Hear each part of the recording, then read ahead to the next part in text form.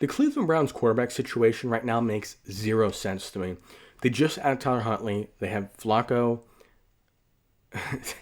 I don't even want to list them out. I don't even want to list them out. They obviously have Gabriel. They have Shador. They have Pickett. They have Watson.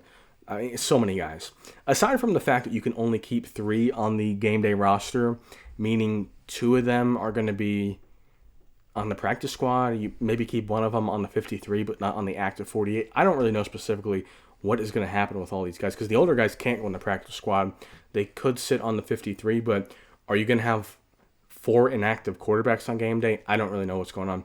What I specifically mean is their plans to start one of the vets. Which vet? It's probably not going to be Watson to start the year because he's currently nagging an injury. So between Huntley, Flacco, and Pickett. Now, my issue with it, my goal as a general manager and as a football fan is to win a Super Bowl, to compete for a Super Bowl. And if I can't do it this year, which is what a lot of you guys are going to say, well, they can't do it this year.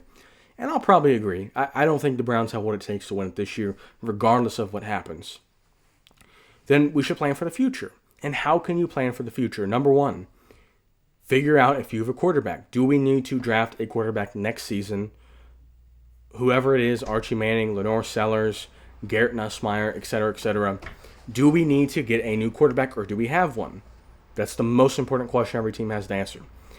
And if you're not going to play Shador and or Gabriel, preferably both of them, then you're not going to know. So then do you draft another quarterback? Do you just start them the next season and hope they're good?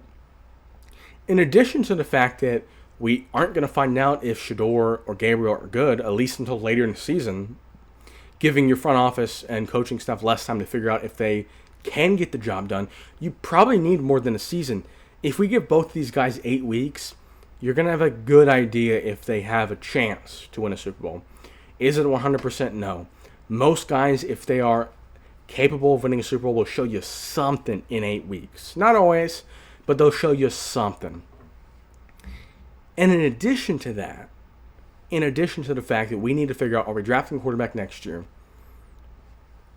Who's going to sell more tickets? Shador Sanders or Joe Flacco? At this point, people want to tune in and watch Shador Sanders.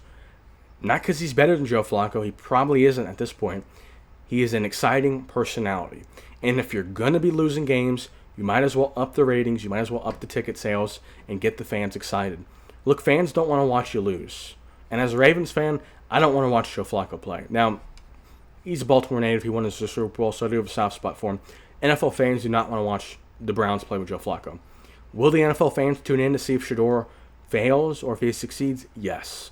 Same thing with Dylan Gabriel. People are interested in new things, especially Shador Sanders. So we have future outlook that gets checked off by starting Shador and or Gabriel, preferably both. We have ticket sales, which get improved, and ratings get improved with Shador or Dylan Gabriel. In the third option, what if they turn out to be Rookie of the Year? Now, it's not likely. I understand a third and fifth round pick on a bad offense. I get it. What if he is? What if one of them are Jaden Daniels? What if one of them are Joe Burrow? What if one of them is C.J. Stroud? Is it likely? No.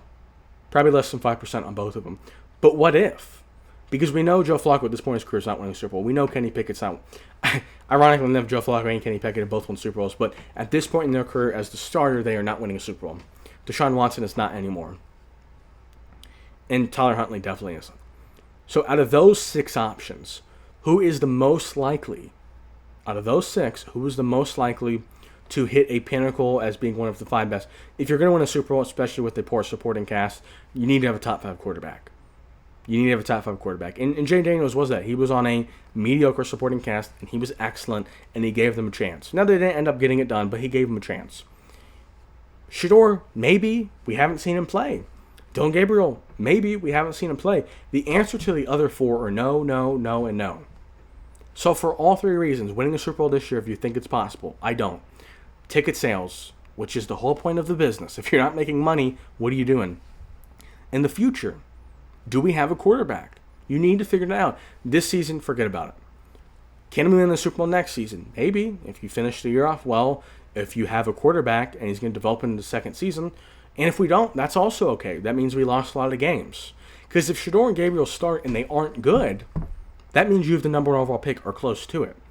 So regardless, you're going to end up with either a decent quarterback that can win the Super Bowl, or at least has a chance to, or you're going to end up with a top 5 pick and you get another swing on a high-level player. It sounds like a win-win-win to me with the cards you're dealt. It's not a good deck. You got like a 6 and a 5.